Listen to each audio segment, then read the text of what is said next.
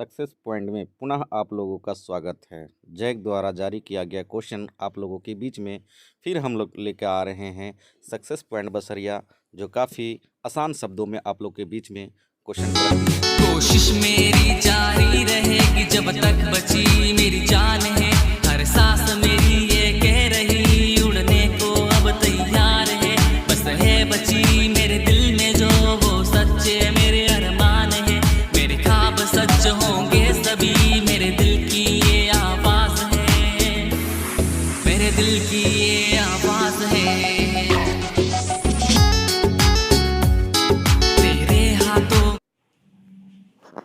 देखिए फिर model set का क्वेश्चन नंबर 28 आप लोग के बीच में लेकर के आए हैं। अब यहां से समझना है कि ये क्वेश्चन कितना आसान है। केवल आंखों आंखों में देखते ही इसका आंसर आप लोग को मिल जाएगा, लेकिन ये क्वेश्चन शुरू करने से पहले ये हम लोग को पढ़ना है वृत्त के बारे में। थोड़ा सा वृत्त के बारे में हम जानकारी देना चाहते हैं। थोड़ा सा वृत्त के बारे में देखेंगे। ये हमारा सर्कल है जिसको हम लोग हिंदी में वृत्त बोलते हैं, और ये वृत्त का केंद्र है। ये वृत्त है, ये वृत्त का केंद्र है। और ध्यान में रखना है कि एक वृत्त तो हम लोग जान गए किसको कहते हैं, स्पर्श रेखाएं। हम लोग को जरा सा समझना है स्पर्श रेखाएं होता क्या है। स्पर्श रेखाएं मतलब होता है कि अगर किसी को हम लोग अगर पैर को छूते हैं प्रणाम करने के लिए, तो वो भी पैर को छूना भी एक चरण स्पर्श कहलाता है। तो वो स्पर्श वर्ड का मतलब होता है किसी प्रकार से छूते हुए उठना या निकलना।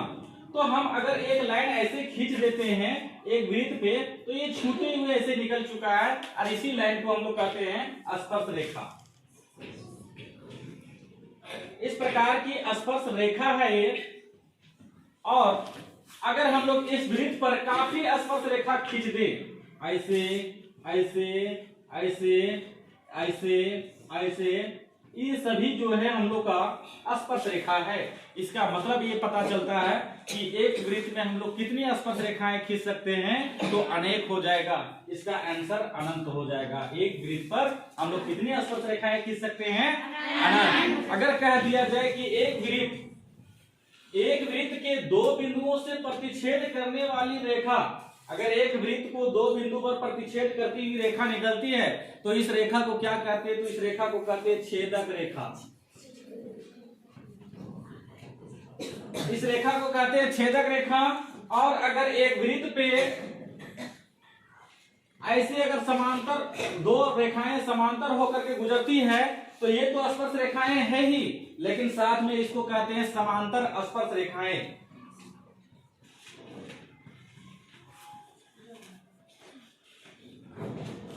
समांतर स्पर्श रेखाएं। इस प्रकार से हम लोग को पता चलता है एक वृत्त पर कितनी स्पर्श रेखाएं खींची जा सकती है, अनंत। एक वृत्त के दो बिंदुओं पर प्रतिच्छेद करने वाली रेखाओं को क्या कहते हैं, छेदक रेखा। एक वृत्त के ऊपर दो स्पर्श रेखाएं समांतर स्पर्श रेखाएं कितनी खींची जा सकती है, दो। समांतर स्पर्श रेखाएं एक वृत्त में कितनी खींची जा सकती है, दो। इस प्रकार से हम लोग को पता चलता है कि ये जो क्वेश्चन नंबर 28 है, ये 28 नंबर क्वेश्चन में आपको इस टाइप से क्वेश्चन मॉडल सेट 2 में भी रहने वाली है। तो यहाँ पे फिर से एक बार चलते हैं। एक वृत्त की कितनी स्पर्श रेखाएं हो सकती है, अनंत। एक वृत्त के दो बिंदुओं पर प्रतिच्छेद करने वाली रेखा को क्या बोलते हैं, छेदक रेखा। एक वृत्त पे कितनी समांतर स्पर्श रेखाएं खींची जा सकती है, दो। तो इस प्रकार से आपका आंसर कंप्लीट होता है। और इस टाइप से आने वाला मॉडल सेट में भी क्वेश्चन रह सकता है, इसलिए आप लोग इस पे विशेष ध्यान देंगे। यहां से आपको क्वेश्चन नंबर 28 समाप्त हुई। धन्यवाद। चलिए फिर से आप लोगों को मॉडल सेट 1 का क्वेश्चन नंबर 29 आप लोग के बीच में लेकर के आए हैं। बहुत ही आसान क्वेश्चन है, एकदम आसान शब्दों में आप लोग को इसको बताया जाएगा। केवल गौर करने की बातें हैं। 5 सेंटीमीटर त्रिज्या वाला एक वृत्त, तो कुछ नहीं करना हम लोग को, 5 सेंटीमीटर त्रिज्या का एक वृत्त बना देना है। यहां से ऐसे कर देना है, लिख देना है 5। ये आपका एक केंद्र से यहां तक 5 cm की दूरी, और इसी को हम लोग बोलते हैं त्रिज्या। अब बोला है 5 cm त्रिज्या वाले वृत्त के एक बिंदु P पर। अब एक वृत्त पर एक बिंदु P बोला गया है लेने के लिए, तो यहाँ पे हम लोग P ले लेंगे, और केंद्र को O से डिनोट किया जाता है। ध्यान देंगे 5 cm त्रिज्या वाला एक वृत्त बिंदु P पर स्पर्श रेखा, एक बिंदु P पर एक स्पर्श रेखा ऐसे खींचा गया है। स्पर्श रेखा PQ, P से Q ये बाहर में एक बिंदु है Q जो नाम पड़ गया स्पर्श रेखा PQ। यहाँ पे आप लोग देख सकते हैं स्पर्श रेखा PQ केंद्र O से जाने वाले एक रेखा, एक केंद्र O से एक रेखा जाएगी और बिंदु Q पर इस प्रकार मिलती है। मतलब एक केंद्र O से एक रेखा ऐसे आकर के मिलती है कि बिंदु Q पर इस प्रकार मिलती है कि OQ बराबर हो जाता है 12 cm। बोले तो यहाँ पे आपका O से Q की दूरी 12 cm, त्रिज्या जो है वो 5 cm और बोला है PQ की लंबाई ज्ञात कीजिए। तो यहाँ PQ हम लोग का ये है, इसकी लंबाई हम लोग को ज्ञात करनी है। ध्यान देंगे कि इस प्रकार से हमारा फिगर तैयार हुआ। फिर से एक बार 5 cm त्रिज्या वाला एक वृत्त बिंदु P पर, वृत्त के बिंदु P पर, एक वृत्त के बिंदु P है, इस बिंदु P पर स्पर्श रेखा खींच दिए। PQ केंद्र O से जाने वाली एक रेखा, O से जाने वाली रेखा बिंदु Q पर इस प्रकार मिलती है। O से जो आई है वो Q पर इस प्रकार मिलती है कि OQ की दूरी जो हो जाता है वो 12 सेंटीमीटर हो जाता है। तो PQ की लंबाई करती है। ध्यान देंगे ये जो त्रिज्या है जहां पे स्पर्श करती है यहाँ पे लंब होती है, 90 डिग्री का एंगल बनाती है। इस कंडीशन में हम लोग को PQ की दूरी निकालना है। तो ये जब लंब हो जाएगा तो ये आधार हो जाएगा और ये आधार हो जाएगा, ये लंब हो जाएगा और ये कर्ण हो जाएगा। तो कर्ण आधार जब हम लोग को निकालना रहता है, जब भी आधार निकालना रहता है तो कर्ण में से लंब घटा देते हैं। तो 12 का स्क्वायर माइनस 5 का स्क्वायर। जब भी आधार निकालना रहे तो कर्ण में से लंब को घटाते हैं। तो हो जाएगा 12 का 12 से गुना करेंगे तो 144 माइनस 5 को 5 से 25 और 144 में 25 घटेगा तो हो जाएगा 119 और यही हो जाएगा रूट में। और ये हो जाएगा आपका PQ की दूरी। PQ की दूरी आपका आ गया 119 cm और यही हो जाएगा आपका आंसर। जो भी ऑप्शन होगा इसका A B C D उसमें किसी में एक भी टिक लगा देंगे। धन्यवाद। मॉडल सेट 1 का क्वेश्चन नंबर आप लोग के पास 30 हम लोग लेकर के आए हैं।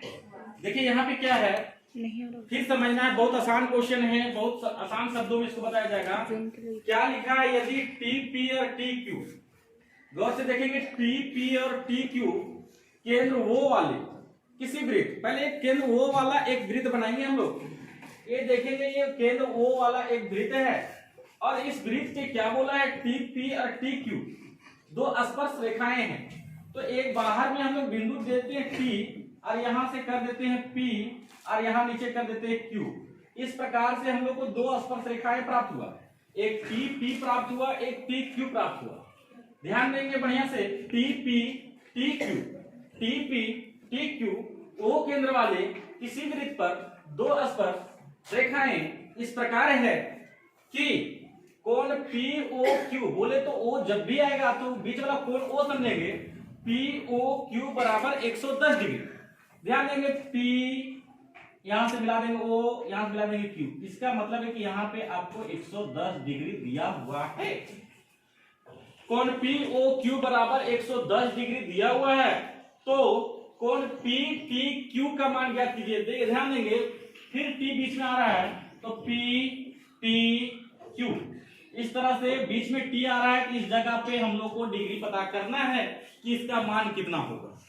तो ध्यान देंगे हम लोग, बहुत ही आसान क्वेश्चन है कि हम लोग जानते हैं एक चतुर्भुज में चारों कोणों का योग 360 डिग्री होता है। एक चतुर्भुज में चार कोणों का योग 360 डिग्री होता है। तो उस कंडीशन में देखा जाए तो यहाँ चार भुजा है, 1 2 3 1 4, और चतुर्भुज में चार भुजाएं होती है तो चार कोण भी होता है, 1 2 3 और 1 4। इस प्रकार से चार कोण और चार भुजा तो हम लोग को बन जाता है चतुर्भुज। और एक चतुर्भुज में 360 डिग्री का कोण होता है सभी मिलाकर, जिसमें से ये 110 डिग्री ले चुका है। इससे पहले क्वेश्चन, पिछले क्वेश्चन में, क्वेश्चन नंबर 29 में हम बताए थे कि जहां पे रेखा स्पर्श करती है वहां पे 90 डिग्री का एंगल बनाती है। तो यहाँ पे आपका 90 डिग्री का एंगल हो चुका है और यहाँ पे भी स्पर्श किया है तो यहाँ पे भी 90 डिग्री का एंगल हो चुका है। इस तरह से हम लोग को पता चल रहा है कि यहाँ पे 90 डिग्री ले चुका है, यहाँ पे 90 डिग्री ले चुका है और यहाँ पे 110 डिग्री ले चुका है। तो बचा क्या, T का मान। तो इसका मतलब ये तीनों को जोड़ दीजिए, 90 90 180, 180 और 110, 290 290 ये तीनों कोण को मिला के हुआ है, लेकिन चारों कोण को मिला के होता है 360। चारों कोण को मिला के 360, जिसमें से ये 290 को घटा दीजिए, जो बचेगा सो इसका आंसर हो जाएगा। 0 0 हो जाएगा 0, 16 में हो जाएगा तो 7। तो इस प्रकार से हम लोग को 70 डिग्री इसका आंसर हो जाएगा। कैसे फिर से जान लेंगे। यहाँ पे 90, जहां पे स्पर्श करती है वहां पे 90, जहां पे स्पर्श की वहां पे 90, ये 110 दिया है। और चारों कोणों का योग मिला के होता है 360। 360 में ये लोग तीनों मिलके ले लिया है 290, तो जो बचा सो इसके लिए, तो 360 में 290 ये लिया, तो बचा कितना 360 होने में 70, तो 70 डिग्री इसका कोण P का मान होगा। यहां लिख देंगे कोण PT Q बराबर 70 डिग्री। इसके लिए हम लोग को ऑप्शन नंबर बी यही हो जाएगा आंसर।